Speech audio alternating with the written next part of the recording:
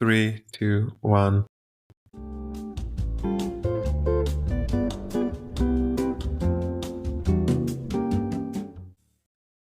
Hi, everyone, and welcome to the podcast that never disappoints you. Yet another expat, except from the times I don't release it. Yes, and probably sometimes that I release it, but the content is not great. But okay, welcome to the podcast, episode number 14. I'm sorry for the delay. We had a 1 week gap. Did you miss me? I could not record because of higher violence.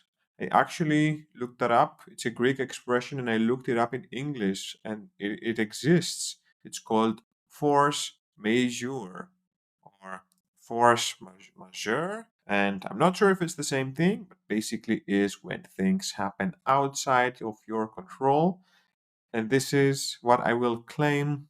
I will say that I could not record because of reasons outside my capacity, but the truth is that everything is in our capacity. It was just not possible for me to record. But it's not because I was having fun. I want you to know when I'm not recording, it's never because I'm having a great time. It's always because I am suffering. If I can hide myself in a tiny closet for 1 hour and record over my phone, I will do it. But seriously, there are weeks where that is just not possible without getting an even more sleep deprived version of this podcast. And I think that the version you're getting is just at the limit of tiredness and sleep deprivation that I can tolerate.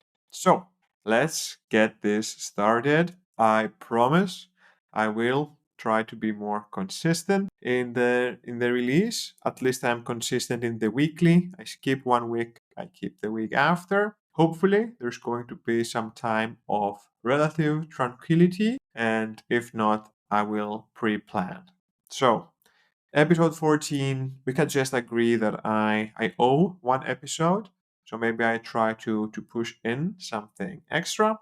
But yes, life has been super duper busy. The African dust from Sahara actually came again. It hit us twice here in southern Greece. I had to flee. I went to London for some work. London was pretty decent, besides raining all the time.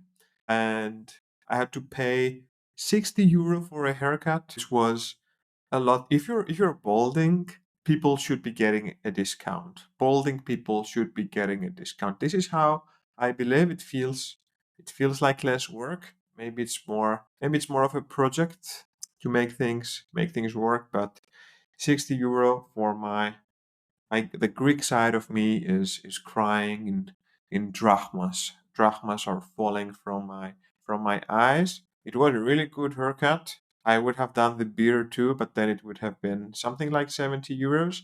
And I prepare fine dining experience with that price. And let's face it, my haircut is so short that it's not that I'm getting an investment. I basically need a haircut every 2 weeks. Anyway, thanks London. Lovely haircut. Nice to see you. Getting there, I had to change a few planes. I don't know if you read the news, but apparently there is turbulence happening much more now, or more than before. And apparently, maybe it has to do with the whole environment changing. But these air gaps, which the planes can find and just fall for some feet, they're becoming a little bit more common now. It usually happens when you enter a cloud or where you leave a cloud, because even planes travel in these very big wind buckets. Like there are big streams of air that the planes also follow. So yes, turbulence occurs when there are disruptions there, and yeah, it seems to be happening more. There was even one guy who died from extreme turbulence. There was this one flight recently where I think they fell 10,000 feet in 20 seconds. It was basically like free falling for a long time, and everyone hit the ceiling. So, this is a new thing now. If you're taking a plane, there is one more thing you need to worry about. after, doors flying off in that Atlanta airline, or all the crazy things happening with the Boeing company. Well, now there's also the extra turbulence. I like a little bit of fun. I like the roller coaster side of it. I like to be kept on my toes. I feel that I don't have enough stress with life. Yeah, why not bring some free fall airplane sensation every now and then? That should teach us. Speaking of hair, I think I have more gray hair this year. Could be age, could be surroundings, but yes, flying is fun. I was traveling with a pretty old plane in one of the flights, and I realized a lot of people next to me and around me were using their phones. And I found it, maybe this sounds bad, but I found it pretty fascinating to be watching what old people do on their phones. I wanted to just, yeah, sometimes I just really cannot imagine what are the browsing habits of these age groups. Do they go through old photos? Do they have some notes that they keep? Do they play games? Do they just browse through their contacts and look at all the names they don't remember and start deleting them? Do they even have flight mode on? The plane I was so old, the first leg of the flight, that I think turning your phone out of airplane mode would probably take control over the entire plane. So I was praying that the oldies are behaving. And yeah, I actually had a look, and someone was playing solitaire. I thought I should have guessed that. And there I was thinking, look at this, older people just playing the simple games. And then it hit me that I'm the one who would play something like a logic game where I have to draw or play a bit of Angry Birds. And I had some encounters with my maybe future nephews, or just the nephews of my partner, this Easter. And they're all playing these mobile games that look so complicated to me. They're extreme, they're building their characters, they have a shit ton of items, they go into battles. The phone can somehow battle on its own and can fight people while you don't even play with it, which I find bizarre and very wasteful energy wise. And they go in these arenas and they fight other kids online, and it all felt, when they are selling new mobile phones and they're saying how great the graphics are and all that. I'm just thinking how good of a photo it can take. But I think these kids are thinking how many hits per second this crazy video game they're playing can do. Point being, I realized in the plane that compared to this new young generation, I am the old guy. I'm the guy that just plays the ancient Angry Birds on my phone that can run in an iPhone 1 from 2005 or whatever. And instead, I have a super expensive phone. So, yeah, I had this reality check that for them, I'm probably just like that old person playing solitaire on his phone is for me. Yeah, it's all about perspective. But I like planes. I like planes because you don't have to do anything. This is the part I like about planes, and this is a part I think a lot of people enjoy. And every time there is a flight, I know there is this instinct kicking in, being like, okay, I will work from the plane, I will get a book to read, and maybe some notes to like write down my notes, and I will finally clean up my photo folder, and I will listen to that podcast, and I will write some postcards. There are all these plans that try to sneak in this time where you are confined with your own head, and you can just do nothing. How many times you want to do nothing and you always find something? Well, the plane doesn't get much better than that. You have no Wi Fi, you're stranded in a chair, left and right, probably obnoxious people, just you, and still there is so much planning. So I've started giving up on planning a lot of things to do in a plane. I usually have this bag that has my laptop and the book and the headphones and the notebook and I don't know what else. And at the end of the day, I do none of that. I just look outside of the window and let my mind wander, maybe take a bit of a nap. So now I'm always adjusting expectations when flying. Yeah, overall, this forced setting of depriving you from a lot of things to do, I like it. So, business idea, opening a place where people can come and they don't have to do anything. Because there is a relief, there is a sense of calmness, there is a sense of getting closer to yourself when you're in a plane. You have all of these existential thoughts, and somehow it's a lonely journey. It's almost a bit, it gets a bit spiritual. And it gets spiritual because you don't have to do anything for quite some time. And this is what your beautiful brain brings. It brings meaning from nothing, it brings reasoning, it starts working in a way that the constant distractions we're having don't let it work. So, and there's also less guilt because there is this false sense of urgency that we need to do anything and we need to be doing things, and you should not sit down for a moment without doing anything. I really feel that this feeling is very much engraved in us, and it's getting worse and worse because everything becomes more easy with our phones, with technology. So the expectations are that we should always be on the standby and doing things. So, long story short, there is a nice relief about the confined setup of a plane where it's okay to do nothing, and that is acknowledged. So I will open up a place where people can come and they don't have to do anything. That's the whole point, that's the premise of the place. You'll say, we will name it the, how should we name it?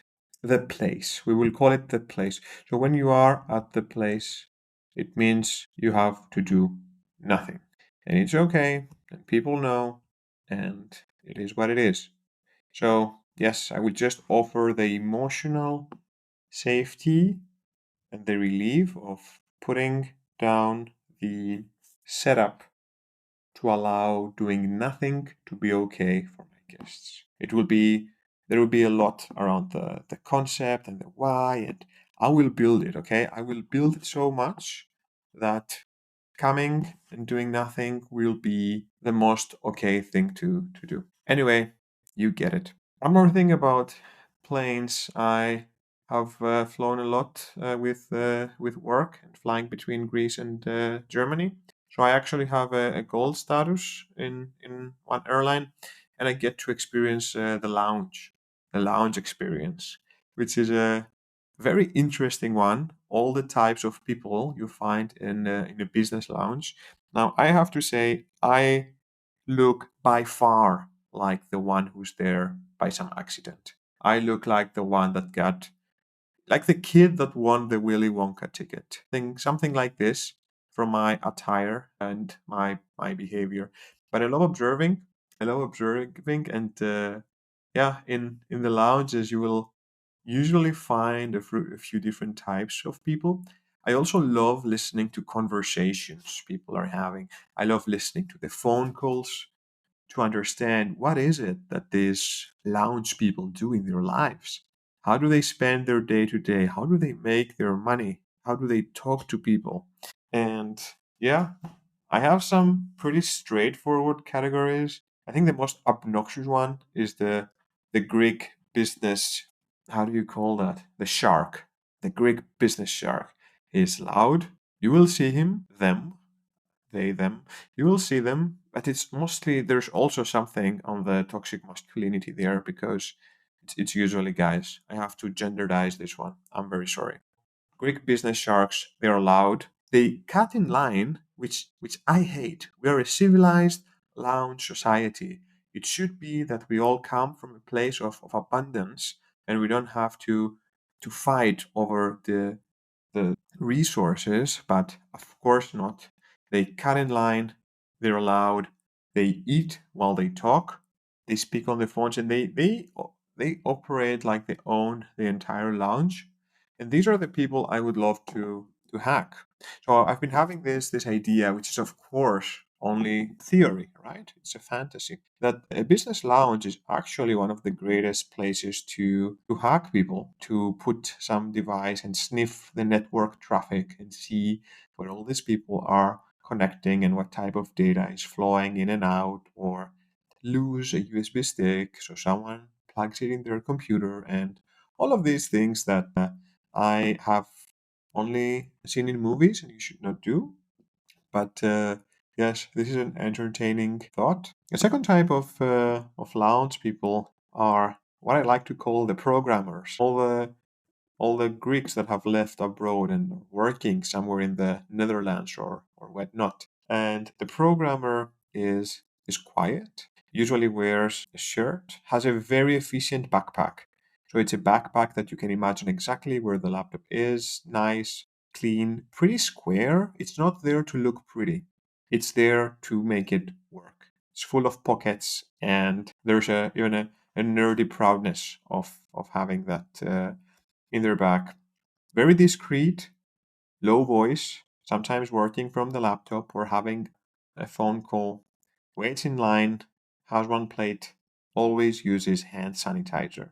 I like the programmer, very non threatening, always quite interesting and humble. I like humbleness. Who else do we have in lounges? We also have the celebrities, which are quite a thing. They dress extravaganza, whether it is with extremely stylish, expensive clothes ready out of the dry cleaners, jewelry, fitting, and the overall way that they walk in space just screams, I'm someone.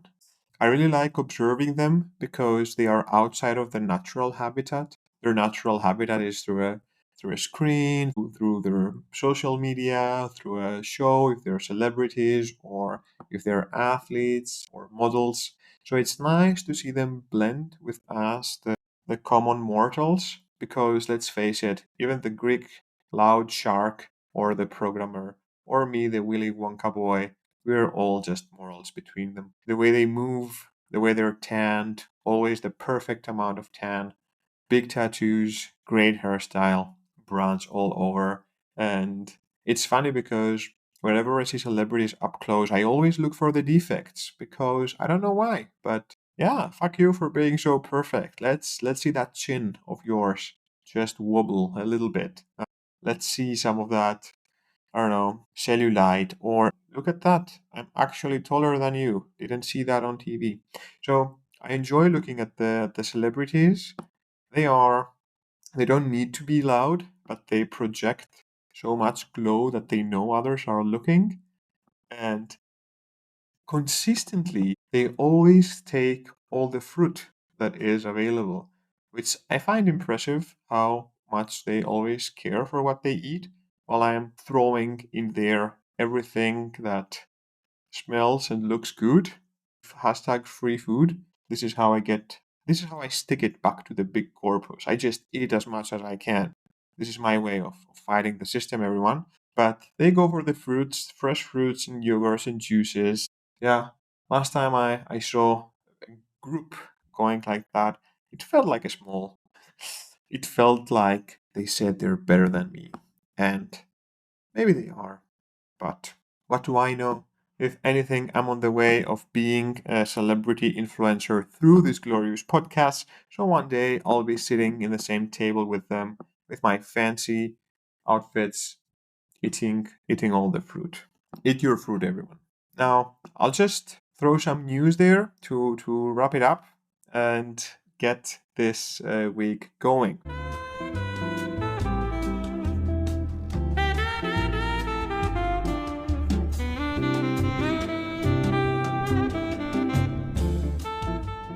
In a few headlines that were quite, do I say quite a lot? I think I say quite a lot. Maybe I can do some analysis of the words I'm using. Let's face it, you're probably not learning any new words from this podcast. Maybe I try to get a little bit more sophisticated. But let's talk about AI because it's 2024 and yeah, I guess it's the 10th time you hear about AI today.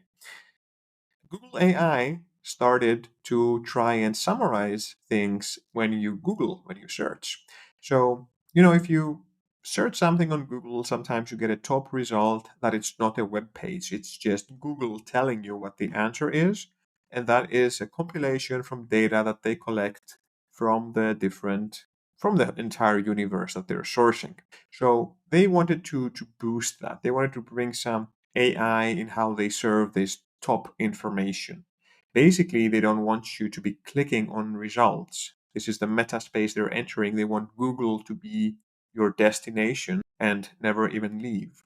So when you Google something, instead of getting the results through other pages, they want Google to provide an experience giving all the information you need from the get go. And this AI overview launched, and it's a disaster. And what I mean by a disaster, it's showing wrong answers, it's giving advice that doesn't exist, it's even pushing people to self harm when they're asking for advice. It's really, really bad.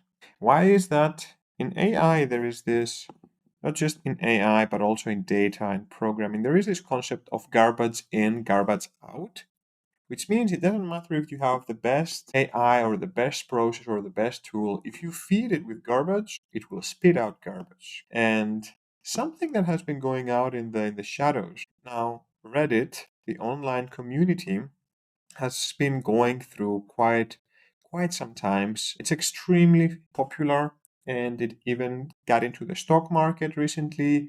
The owners decided to go public with it, and it has undergone through a lot of changes in the recent years to become more commercial. And the users hate that. Reddit is all about the community, all about the users, all about the point system. So one of the things that has been happening is that Google made a deal with Reddit, I think sometime in February, to let Google look through all the content of the communities to train the AI. So basically, Google said, hey, Reddit, you have really high content in terms of quality. Let us index the entire thing, train our AI with it, because many times people just Google their problem and then the word Reddit, so they can go on a Reddit thread and read the answers because of the high quality of content. And that happened. But it seems like Reddit has poisoned the well because in a lot of questions and in a lot of these threads, the top level answer is one that is trolling.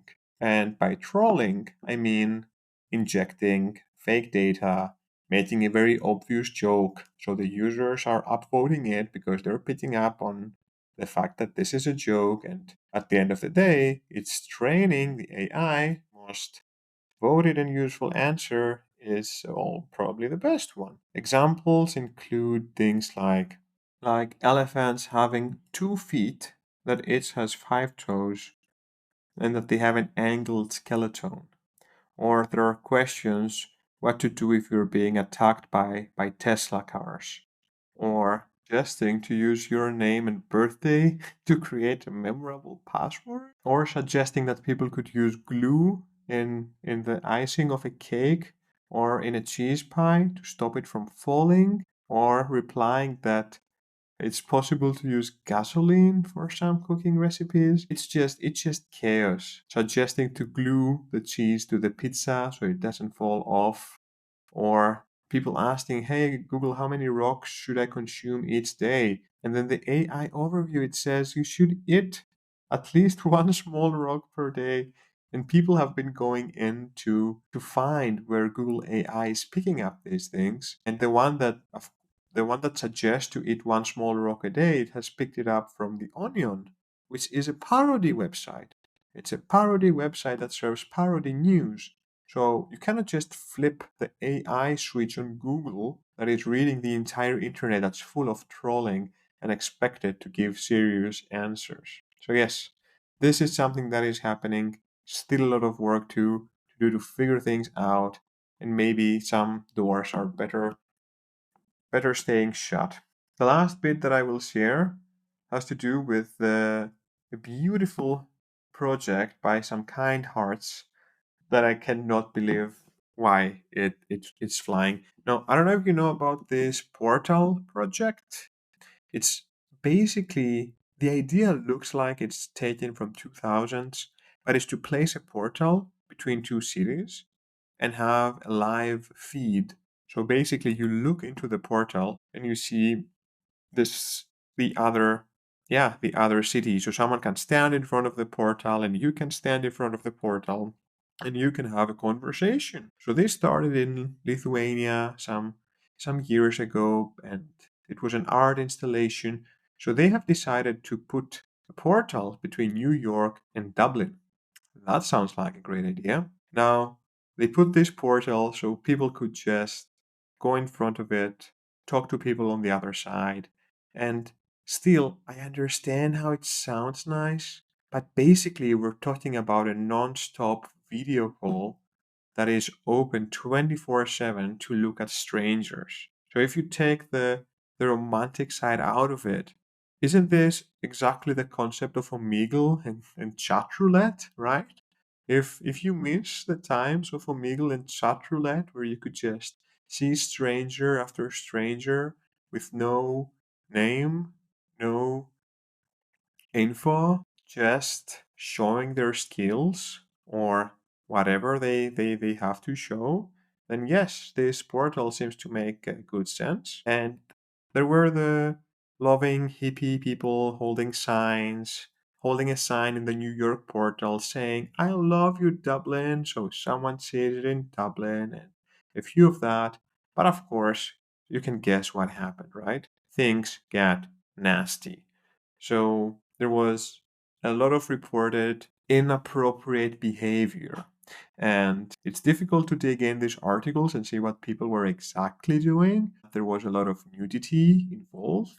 People were showing disturbing things from their phones. I think I saw a screenshot where someone in Dublin was showing a picture of the planes crashing in the twin towers in 9/11 to someone in New York. I don't know what they were saying. Yeah, things got pretty nasty. Who would have thought? And they had to shut down this portal 5 days after installing it. And I thought, this is probably a very smart idea. It's a bit too naive to set up a live feed on the other side of the world and expect people not to behave like total assholes. And this is something that happened. And I was actually Googling today to see where it got left off so I don't spread misinformation. And guess what? They even reopened it, but now they have security on both sides. So if you didn't think it can get ridiculous enough, there you have it. That is the recipe. Let's just get this portal for peace, love, and unity and put some barricaded parts around it and then put some police and security to guard it so you can go and look at a random person and connect with all these beautiful ways that we are human. So, this is it. I know I'm a bit over time. Thank you so much for listening to this long recording. It's like an endless WhatsApp message that you cannot. You can actually put it fast forward. Is any of you listening to this fast forward? Please write me if so. I would be interested to check that out. But yes, episode 14, this is it. Thanks for sticking around, not missing another episode. Plus, I give my promise to some extra episodes. This is Hermes 2.0, still with my hearing aid. I can hear everything. Don't talk behind my back. Maybe I should do an episode talking about the new hearing aid, but basically, it just works. Life is good. I hear much more than before. I lost my silencer. It was like I had a silencer before on one ear, so I could actually get some benefit from it because you don't want to hear anything. Trust me, sometimes things are too noisy. Now it's all in, so you can maybe say that I am garbage in, garbage out because I'm receiving 100% of the auditory information that I can. So, until next week, have a good one.